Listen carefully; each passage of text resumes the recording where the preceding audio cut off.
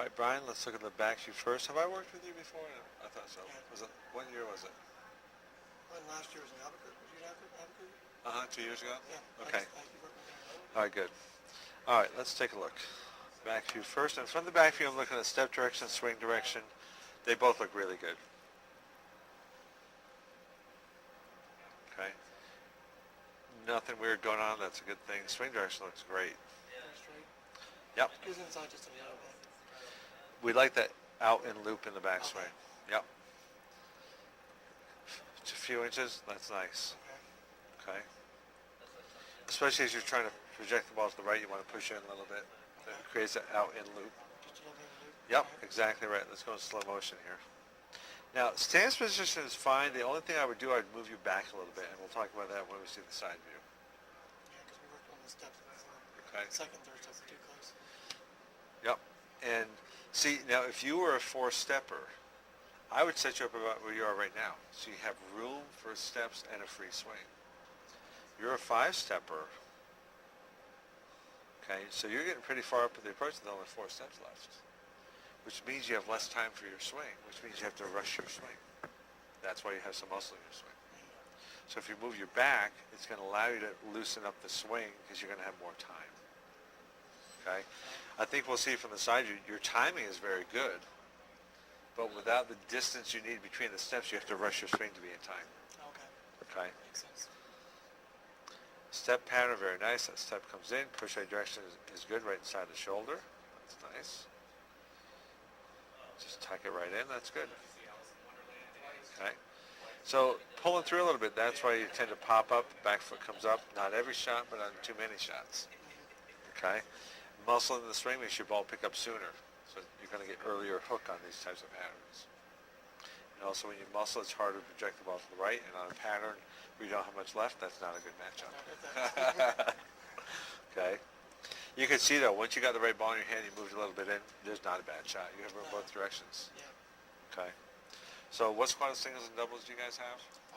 5:30. Okay, so you're probably going to be throwing something like what you're throwing now. Okay. Singles and doubles. On the fresh, definitely something smooth. You don't need everything with surface and definitely not a lot of surface. This is not the type of pattern you got to burn. Oh, okay. Okay, 2,000 should do it. Okay. Maybe if somebody has a really high ball speed, they can get away with 1,000. But when there's not much hold, we don't want to burn up the heads any more than they already are. Okay. So you don't need to take something 500 and burn something in. There's plenty of recovery. Okay. All right. Let's look at a close-up view. We'll look at hand motion and release. And I think it's going to look fine. I'm trying to be more relaxed. I've been working with Mike Shady. Oh, good. He's excellent. He's helping me a bunch. Good. So He's excellent. I just want to, know where I'm at now. Yep. And try to focus better. Perfect hand position. You maintain that in the upswing nicely, right in the center of the ball, on the downswing. Perfect hand position. Inside like that. Yep. I'm Perfect. Back a lot. That's fine. You have just enough tilt. Yeah, I just don't have a lot. Okay? That's good. That's very good. Fingers are in the center. As you release, it goes slightly counterclockwise. Right through and around the ball. That's perfect. Okay. Wouldn't change it. All right. Very nice. Okay? Now, the tighter you are, or the more muscle you are, the harder it is to get that freeness to come through and around. Yes, that's Okay. the problem I have. So when you play in and the ball's not making the corner, you got to try to relax more to get that looser hand to get through and around. That's my problem, getting around the ball. Right. And what happens with a lot of bowlers, and I'm guessing it happens with you, you move in, you don't quite have the pop on the back to carry the corners, you try to hit it harder to make the corner. And when you hit it harder, you use more muscle, it's harder to get through and around. Exactly right. So on those conditions, you got to relax more to get your hand through and around the ball. Right? That makes sense. Yep. The looser the swing, the looser the hand, the quicker the motion, the cleaner off your hand, the cleaner through the heads. More push. Exactly Because it's right. gonna be freer. And when it pushes better, it sees all the energy for the back end. If you muscle or hit up on it, it's going to hook earlier and have less energy in the back end, which just forces you deeper, and then it's even harder to create angle. So you're going to hit the pocket as much as everybody else, but everybody else is going to beat you because they're going to carry better. I know. That gets old really Oh, fast. yes, it does. Okay, let's check rev rate. Actual release motion, I wouldn't change. Okay. I think that looks great. And just to show you here, let's get you right before the release happens. I'll just show you a couple different guys, just to confirm that you're in the right position. Yep, I use him a lot. Now you have a higher rev rate than him, so he's going to be a similar position. Your fingers are lower. You have a higher rev rate. So your fingers are a little bit below halfway on the ball. His are about right halfway on the ball. Okay. If we look at someone like Barnes, it's going to be a very similar position actually. That's pretty close, isn't it? It's very close. That's not a bad thing. No, not talking about Okay. If we look at somebody with a higher rev rate one-handed, like Robert Smith with the highest rev rate, he's two-handed. Okay, so we look at Robert here. Now he's going to be right on the backside of the ball, but he's going to be even lower,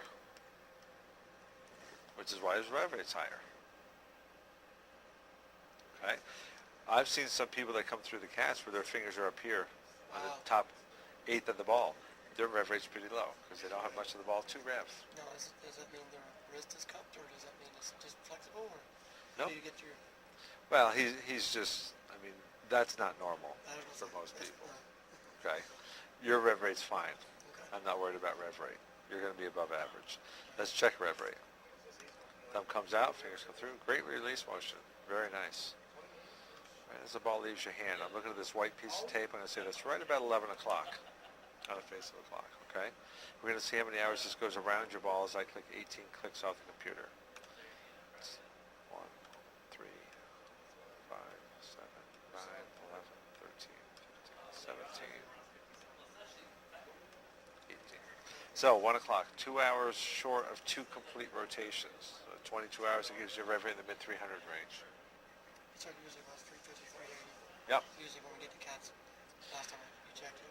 Yep. And I've tried to not necessarily back it off, but I've tried to be less tension here. Right, smoother. Smoother. Yeah. So I'll have So, authority. right, but it's going to be more effective. Right, and that's what I want. Exactly.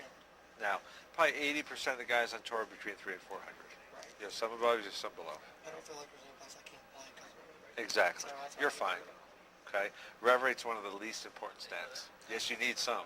Yeah, But on tour, you have rev rates from mid 200 to mid 500, right. and they're competitive against each other. If rev rate was the only thing that was important, they wouldn't be competitive. Nope. Carolyn's rev rate's 230, 240. Doesn't. Bad. She's not bad. Doesn't hook the whole lane, but it hooks at the right spot at the right time. Yeah. Almost every time. Pretty good thing. Yeah. Okay. This shot here, a little bit better balance. That foot stayed down better. Yeah. Okay. Let's go to the side view You now. pop up still. A little bit. Stance is good. It wouldn't change it. Okay. So you can see you're standing right by the dots here. Okay. Let's look at the first step. Okay. So you hold the ball steady in the first step. So now, imagine if you were a four-stepper, you'd be setting up 18 inches in front of the dots. I think that would make you cramped. Okay. From a swing. Yep, exactly right. So, like I said, if you were a four-stepper, I'd have you be setting up close to where you are now, maybe another inch or two forward, but pretty close. Let's watch in real time.